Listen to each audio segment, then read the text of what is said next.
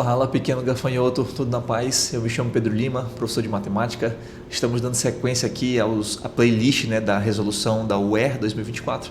Essa é a questão 20, segunda questão de matemática da prova. Vamos à leitura do enunciado. Um jogador de sinuca deve bater a bola branca que está no ponto A para acertar a bola que está no ponto C, conforme ilustrado na figura a seguir. Como há uma bola adversária no caminho, ele traçou a estratégia para fazer a bola branca bater no ponto B, para que então ela acerte a bola desejada no ponto C. Na figura, o triângulo representado é retângulo e D é a distância entre os pontos A e C. Então, só para a gente entender aqui a figura, bem aqui está a bola branca, ele quer acertar essa daqui, no ponto C, só que ele não pode simplesmente bater daqui para lá, porque tem uma bola do adversário no meio. Então ele vai ter que primeiro bater essa bola aqui no ponto B, para depois do ponto B ela refletir para cá. É claro que você pode querer ser um pouco mais chato assim quanto à física, dizer negócio dos ângulos de incidência, de reflexão e tal, mas leve em consideração que aqui é uma quina da caçapa, então pode ser que ele bateu num lugar que não é exatamente plano ou que está já inclinado.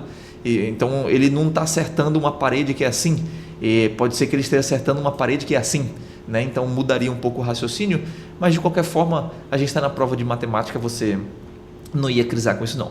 Então, em outras palavras, o que ele está falando? Vamos traduzir a questão. Existe um triângulo retângulo, esse triângulo retângulo tem um ângulo notável, que a gente sabe o seno, cosseno e tangente, e nós temos um cateto que sabemos assim entre aspas, a gente não sabe quanto vale D, mas se você olhar para as alternativas, todas as alternativas têm um D sobrando, ou seja, eu vou descobrir quanto que mede os outros catetos em função de D. Então é como se esse D fosse uma medida conhecida, porque nas alternativas aparece um D lá e isso não tem problema. Então você raciocina que você tem um triângulo retângulo, um ângulo notável e uma medida conhecida entre aspas, Então vamos às continhas.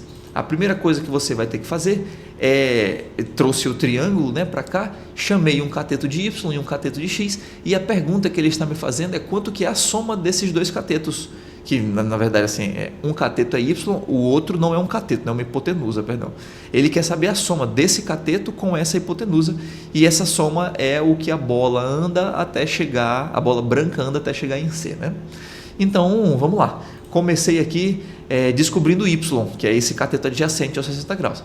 Já que eu tenho um ângulo notável, que é o 60, eu quero descobrir o cateto adjacente e tenho o cateto oposto, a relação trigonométrica que fala de cateto adjacente e cateto oposto é tangente. Por esse motivo, você lembra aqui que a tangente de um ângulo tem que ser o D, que seria o cateto oposto, dividido pelo cateto adjacente.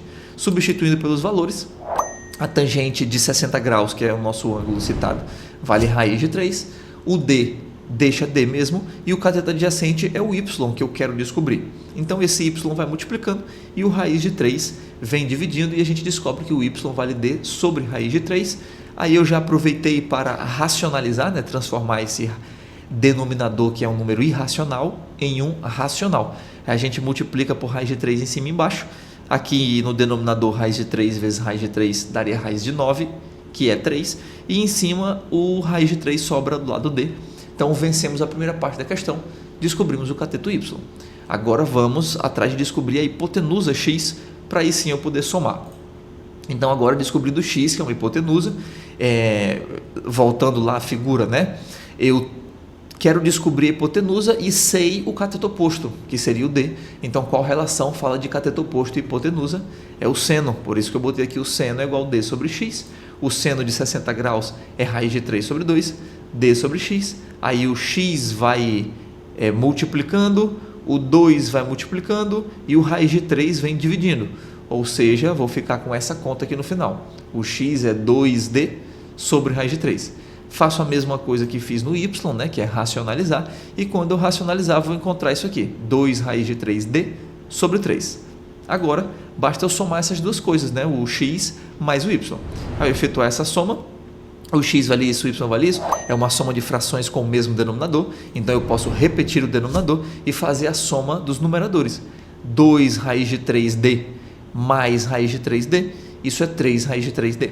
Lembre-se que esse 2 raiz de 3D mais, do lado direito você pode raciocinar que isso é 1 raiz de 3D. Aí faz 2 mais 1, 3 e todo o resto repete. A raiz de 3 e o D.